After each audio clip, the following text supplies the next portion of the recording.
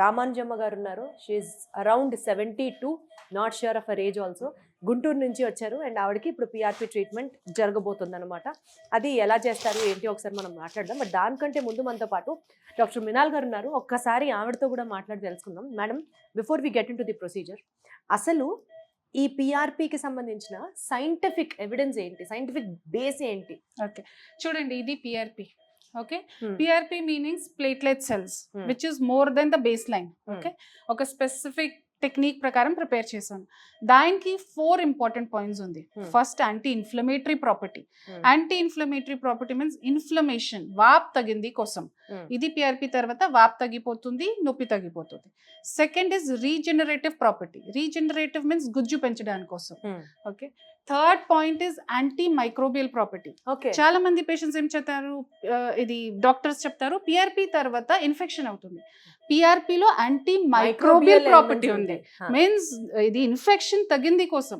దాని వల్లనే ఇది PRP is being used for diabetic ulcers also. So పిఆర్పిలో ఇన్ఫెక్షన్ కి ఛాన్సెస్ 1% కూడా లేదు. Rather PRP is used for treating infection. Okay, తర్వాత జాయింట్ లో లూబ్రికెంట్ ఉంది కదా, సో ఈ లూబ్రికేషన్ పెంచడానికి కోసం ఒక ఎలిమెంట్ ఉంది, లూబ్రిసిన్. సో పిఆర్పి లూబ్రిసిన్ కూడా రిలీజ్ చేస్తారు. సో ఈ 4 ప్రాపర్టీస్ వల్ల ఇది పేషెంట్స్ కి చాలా మంది హెల్ప్ అవుతుంది మోకాలు నొప్పికి. ఓకే, సో ఇది సైంటిఫిక్ బేసిస్. కాబట్టి PRP is 100% safe and 100% effective also. గలుగుతున్నారు కదా, అప్పుడు మీద బెటర్ కదా, ఇంకా వీల్ చైర్ మీద పోకూడదు మీరు. ఇంకా ఈ ట్రీట్మెంట్తోనే బాగా ఇంప్రూవ్ అవ్వాలి. కంప్లీట్గా మీ పనులు మీరు చేసుకుంటూ నడుస్తూ ఉండాలి. మీరు వీల్ చైర్ మీద ఉంటే చాలా కష్టం. ఇప్పుడు వీల్ చైర్ నుంచి బయటకు వచ్చారు, దాని తర్వాత వాకర్ కూడా వదిలేయాలా, దాని తర్వాత స్టిక్ కూడా వదిలేయాలా, దాని తర్వాత మీ అంతటా మీరు నడవాలి. ఇప్పుడు ఈరోజు చేసే ఇంజెక్షను మీ గుజ్జు ఎక్కడైతే అరిగిపోయిందో, ఎక్కడైతే గుజ్జు అరిగిపోయి ఎముక రాసుకుంటుందో ఆ గుజ్జును పెంచడం కోసం. ఈరోజు బ్లడ్ తీసుకున్నాం కదా, మీది బ్లడ్ తీసుకొని ప్రాసెస్ చేసాం కదా, దాంట్లో కొన్ని కణాలు తీసి ఇప్పుడు గుజ్జు ఎక్కడ అరిగిపోయిందో ఈ మిషన్స్లో చూసి అక్కడ చిన్న ఇంజెక్షన్ వదులుతాం. అంటే ఈ రోజు నుంచి మీ గుజ్జు పెరగడం మొదలవుతుంది అనమాట. మళ్ళీ నెక్స్ట్ టైం వచ్చినప్పుడు ఆ గుజ్జు ఎంత పెరిగిందో మీకు చూపిస్తాం. కానీ మేము చెప్పిన ఎక్సర్సైజులు కరెక్ట్ చేసుకోవాలా, వద్దన్న పనులు చేయకూడదు, చేసుకోవాల్సిన పనులు చేయాలి. సరేనమ్మా, బాగుండు. చిన్న ఇంజెక్షన్ చేస్తాను. స్కాన్ కియాక. ఇప్పుడు రామాంజనమ్మ గారు గుంటూరు నుంచి వచ్చారు. ఇక్కడ ఈ 2 ఎముకల మధ్యలో కొంచెం గ్యాప్ ఉంది. ఇక్కడ ఉందా, ఆల్మోస్ట్ వచ్చేసింది దగ్గరికి, అతుక్కుపోయింది. లైట్ గా ఒక చిన్న పేపర్ లాగా ఉంది. ఇది ఒక ఇంకో దగ్గర చూడండి, ఇది ఇక్కడ బాగా గ్యాప్ ఉంది, ఇక్కడ ఇంకొక యాంగిల్లో. సో ఇప్పుడు ఏంటి, ఈ ఎక్స్రేలో, ఈ ఫ్లోరోస్కోపిక్ దాంట్లో మనకు అర్థం అవుతున్నది ఏంటంటే ఎముకల మధ్యలో గ్యాప్ మటుకు తగ్గింది. కానీ అది ఎందువల్ల తగ్గింది, ఆ రెండిటి మధ్యలో ఏముంటాయి, అవి ఎంత తగ్గాయి, దాని మెజర్మెంట్ ఏంటని తెలిపేది ఈ మిషన్. ఓకే, అర్థమైందా? సో అక్కడ కొంత ఇన్ఫర్మేషన్ మనకు వస్తుంది. ఈ దీంట్లో ఆ 2 బోన్స్ మధ్యలో ఏమేమి ఉంటాయి, రైట్ సార్, అవి అరిగిపోవడం వల్లనే కదా ఇప్పుడు బోన్స్ దగ్గరికి వచ్చాయి. సో ఇది చాలా ఇంపార్టెంట్ అన్నమాట. ఇప్పుడు ఇక్కడ మీరు చూసినట్టయితే ఈ పిక్చర్లో చూడండి, ఈ నల్లగా ఉంది చూసారా, ఇదంతా ఫ్లూయిడ్. ఫ్లూయిడ్ ఎందుకు వస్తుంది అంటే ఈ 2 బోన్స్ ఎప్పుడైతే రబ్ అవుతాయో ఫ్లూయిడ్ జనరేట్ అవుతుంది. ఇది ఎక్స్రేలో కనపడుతుందా, కనపడలేదు. సో ఫస్ట్ ఇప్పుడు ఈరోజు చేసినప్పుడు ఈ ఫ్లూయిడ్ తీయాలి, ప్లస్ ఆ ఫ్లూయిడ్ ఎందుకు వచ్చింది, 2 బోన్స్ మధ్యలో ఉన్న కార్టిలేజ్ అరగడం వల్ల. ఆ కార్టిలేజ్ కూడా ఎలా అరిగిందో నేను మళ్ళీ ఇప్పుడు చూపిస్తాను మీకు. ఫస్ట్ ఇంజెక్షన్ చేసి తర్వాత చూపిస్తాను. ఇప్పుడు రామాంజనమ్మ గారి బ్లడ్లోంచి మనము ప్లాస్మాని వేరు చేసాం. ఇదంతా ప్లాస్మా, తెల్లగా చూసారా, ప్లాస్మా. ఇదైతే ఈ కింద గ్రోత్ ఫ్యాక్టర్స్ ఉంటాయి. ఈ కింద ఒక పోర్ట్ ఉంది చూసారా, ఈ పోర్ట్లోంచి మటుకు మనం గ్రోత్ ఫ్యాక్టర్స్ తీసి అవి మాత్రం ఎక్కించాలన్నమాట. సో ఇక్కడ ఈ పోర్ట్ ఉంది చూసావా, అది ఇదంతా ప్లాస్మా, దాంట్లో కొన్ని గ్రోత్ ఫ్యాక్టర్స్ తీసుకొని మనం ఎక్కిస్తామన్నమాట. ఇప్పుడు కింద నల్లగా చూసారా, ఇది ఆర్బీసీ, ఇది కూడా మనకి వేస్ట్. సో ఇదంతా వెళ్ళిపోయింది, ఇది మిగిలింది. దీన్ని ఇక్కడ నుంచి ఎంత వీలైతే ఆ కింద అడుగుదల ఉన్నాయి గ్రోత్ ఫ్యాక్టర్స్, అవి తీసుకుంటాం అనమాట.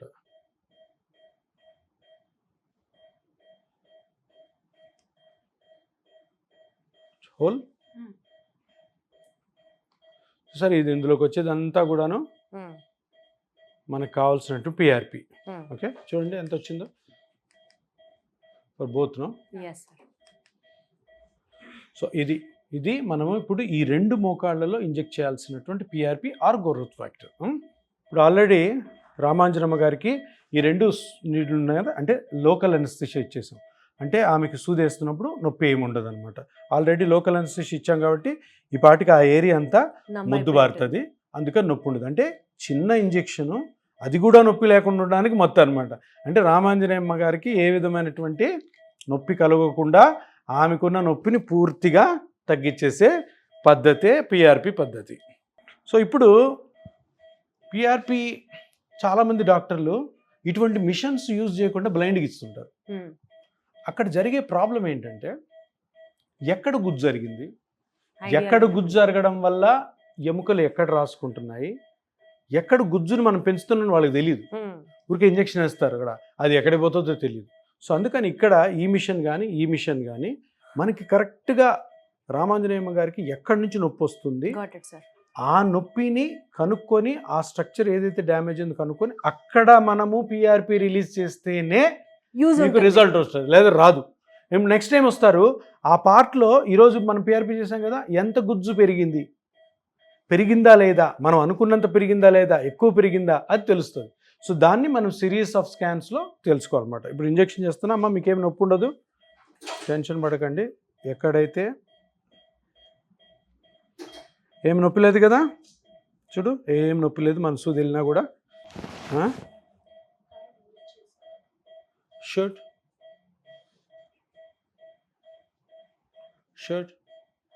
చూసారా, ఎక్కడైతే గుజ్జు జరిగిందో అటు పోతున్నాం మనం. సో జాయింట్లోకి వెళ్ళిపోయాం. షూట్. ఇప్పుడు అక్కడ జాయింట్ బాగా తగ్గింది కదా, అక్కడికే వెళ్ళింది కదా నీడిలు, అక్కడే ఉన్నామా లేదా, జాయింట్లో ఉన్నామా లేదా అని ఒక కాంట్రాస్ట్ డై ఇచ్చి చూస్తాం అనమాట. ఇప్పుడు చూడండి, ఇది కనెక్ట్ చేశాను. ఇది చాలా ఇంపార్టెంట్. అంటే చాలా స్టెప్స్లో మనము కరెక్ట్ ప్లేస్లో ఉన్నామా లేదా అని చూసి చేస్తేనే పిఆర్పి సక్సెస్ అవుతుంది. చాలామంది అంటుంటారు కదా, పిఆర్పి పనిచేసి పిఆర్పి, ఇవన్నీ చేయకపోతే కష్టాలు వస్తాయి. ఇప్పుడు ఈ కాంట్రాస్ట్ ఇంజెక్ట్ చేస్తున్నాను, అక్కడ చూడండి లైవ్, చూసారా బ్లాక్గా స్ప్రెడ్ అయిందా. సో మీకు ఇంతకుముందు చూపించాను నేను, ఎక్కడైతే కార్టిలేజ్ తక్కువ ఉందో అక్కడికే వెళ్ళింది కదా డై. ఇగో ఇప్పుడు ప్రాపర్గా మనం తీసిన గ్రోత్ ఫ్యాక్టర్స్ని కరెక్ట్గా అక్కడే వదులుతున్నాం అనమాట. చూసా అంత స్ప్రెడ్ అవుతుంది, ఆ కార్టిలేజ్ నుంచి జాయింట్లోకి కూడా వెళ్తుంది. అంటే జాయింట్లో కూడా ఏమైనా పెథాలజీ ఉన్నా కూడా క్లియర్ అయిపోతుంది. ఇందాక మేడం చెప్పారు యాంటీ మైక్రోబియల్ యాక్టివిటీ కూడా ఉంటుంది. Yes, anti inflammatory should. So ఈ పిఆర్పి అయిపోయింది. ఎంతసేపు 2 నిమిషాలు కూడా. ఇవి చూడు తీసేస్తున్నాను. రామాంజనేయమ్మ గారికి ఏమన్నా నొప్పి ఉందా?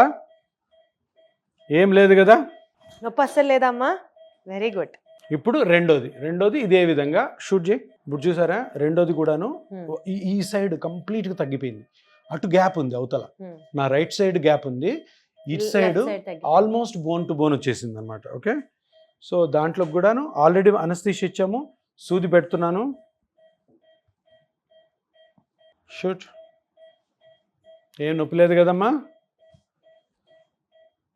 జాయింట్లోకి వెళ్ళిపోయాము. మళ్ళీ డై చెక్ చేస్తామా సార్ ప్రతిసారి? తప్పకుండా చెక్ చేయాల్సిందే. సో ఇంజెక్ట్ చేస్తున్నా లైవ్. చూసారా ఎట్లా స్ప్రెడ్ అయిందా? పర్ఫెక్ట్ గా లేదు సార్. అవతల మనకు అవసరం లేదు, ఎందుకంటే అవతల గ్యాప్ ఉంది, అక్కడ అవసరమే లేదు. ఎక్కడ అవసరమో అక్కడ ఈ పిఆర్పిని ఇంజెక్ట్ చేస్తున్నాం. ఇప్పుడు ఈవిడకున్న సిచ్యువేషన్ ప్రకారం ఎన్ని సిట్టింగ్స్ అవసరం పడతాయి సార్? ఈవిడికి 3 పిఆర్పి సిట్టింగ్స్ సరిపోతాయి.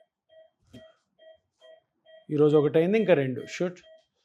చూసారా కరెక్ట్గా ఎక్కడైతే ప్రాబ్లం ఉందో అక్కడే స్ప్రెడ్ అవుతుంది. అంటే అక్కడ అరిగింది కాబట్టి ఈ కణాలన్నీ కూడా అక్కడే కేంద్రీకృతమై కంప్లీట్గా గుజ్జును పెంచితే, నెక్స్ట్ టైం మీరు వస్తారు కదమ్మా ఇంకో దానికి, రెండో పిఆర్పికి, అప్పుడు మీకు ఎంత అయితే గుజ్జు అరిగిపోయి ఎంత పెరిగిందో మీకు చూపిస్తాం. మేము చెప్పిన ఎక్సర్సైజులు చేసుకుంటూ ఉండండి, జాగ్రత్తలు పాటిస్తూ ఉండండి, సరేనా సార్? ఇదే ఫస్ట్ పిఆర్పి అయినప్పుడు ఆవిడ వీల్ చైర్లో వచ్చిన ఆవిడ ఎట్లా నడిచారు? ఫస్ట్ సిట్టింగ్ అయిపోయింది పిఆర్పిలో. ఫస్ట్ సిట్టింగ్లో రేడియో ఫ్రీక్వెన్సీ అబ్లేషన్ అని చేస్తాం. ఫస్ట్ సిట్టింగ్ పిఆర్పి ఈరోజు, కానీ ఫస్ట్ సిట్టింగ్లో మనం చేసిన పిఆర్పి కాదు, ఆమెకి పెయిన్ తగ్గడం కోసం రేడియో ఫ్రీక్వెన్సీ అబ్లేషన్, దాంతో ఆవిడ నడిచారు వీల్ చైర్ నుంచి. సో ఫస్ట్ అది కూడా అంటే part of అది the PRP అది ఆ, ఎందుకు sir? కాదు, అది ఎందుకు చేస్తాము అంటే ఫస్ట్ ఈవిడ సివియర్ పెయిన్ తో ఉంది, Hmm. వీల్ చైర్ మీద వచ్చింది. Hmm. ఫస్ట్ పిఆర్పి చేసాం అనుకో నొప్పి తగ్గదు, Hmm. ఎందుకు గ్రోత్ పెరగాలి కదా. Hmm. సో ఫస్ట్ ఇంజెక్షన్ చేసిన తర్వాత ఆమె నొప్పి తగ్గదు, ఆమెకి కాన్ఫిడెన్స్ ఉండదు. ఫస్ట్ ఆఫ్ ఆల్ వచ్చింది నొప్పి తగ్గించుకోవడానికి కాబట్టి సో నొప్పి తగ్గడానికి అది ఫస్ట్ చేసి ఆమె నొప్పి తగ్గించి ఆమె హ్యాపీ అయిన తర్వాత నెక్స్ట్ పిఆర్పి. Noted, sir. ఇంకొక విషయము, ఫస్ట్ వచ్చినప్పుడు కొద్దిగా ఫ్లూయిడ్ కలెక్ట్ అవ్వడము, కొంచెం డర్ట్ అంతా ఉంటుంది అనమాట. అదంతా కూడా ఆర్ఎఫ్లో క్లీన్ అవుతుంది. ఆ కార్టిలేజ్ మీద డర్ట్ అదంతా క్లీన్ అయిన తర్వాత మనం గ్రోత్ ఫ్యాక్టర్స్ వేస్తే అప్పుడు గ్రోత్ బాగవుతుంది. ఆల్రెడీ డర్ట్ అక్కడ ఉన్నప్పుడు అంటే కొంచెం ఫ్లూయిడ్ అది ఇది ఉన్నప్పుడు నువ్వు పిఆర్పి వేస్తే పని చేయదు. ఓహో మళ్ళీ ఇది కూడా ఒకటి ఉందా? ఇది ఒకటి ఉంది. ఇవన్నీ కలిపితేనే ఆ టెక్నిక్ పర్ఫెక్ట్గా జరుగుతుంది. ఒక ప్యాటర్న్, ఇది ఒక ప్రాసెస్. సో సార్ చెప్పినట్లుగా పిఆర్పి అనేది స్టెప్ కదా. వైజ్ అలా ఫాలో అయితేనే దాని యొక్క ఇంపాక్ట్ ఉంటుంది. ఏదో నామకే వాస్తే బ్లడ్ తీసామా, సెపరేట్ చేసామా, ప్లేట్లెట్స్ని అది ఎక్కిచ్చేసామా, అదే పిఆర్పి అంటే no, it will not work that way అనమాట. Thank you so much sir. విష్ ఈ పేషెంట్ మోకాళ్ళ నొప్పి డాక్టర్లు ఆపరేషన్ చేయాలన్నారు, మొబైల్ చేయించుకోమ్మా అన్నారు. నేను చేయించుకుని అయ్యా నేను నొప్పి తట్టుకోలేను, బాధపడలేను, నాకు వద్దులే అని ఈర్చలు కొనుక్కొని దాంతో నడుపుతున్నా, వాకర్ కొనుక్కొని. ఇప్పుడు ఆపరేషన్ ఏం అవసరం లేదు. ఈ రక్తంలోంచి కణాలను వేసాం కదా, అది పూర్తిగా గుజ్జును పెంచుతాయి. కొన్ని చిన్న చిన్న జాగ్రత్తలు పాటిస్తే చాలు, హ్యాపీగా ఉంటారు. నమస్కారం. సో ఇది ఒక పేషెంట్ యొక్క సాటిస్ఫాక్షన్ పాయింట్. విష్ ఈవిడ మనలాగా నార్మల్గా నొప్పి లేకుండా నడుస్తారని మనస్ఫూర్తిగా కోరుకుంటూ థ్యాంక్ యూ సో మచ్.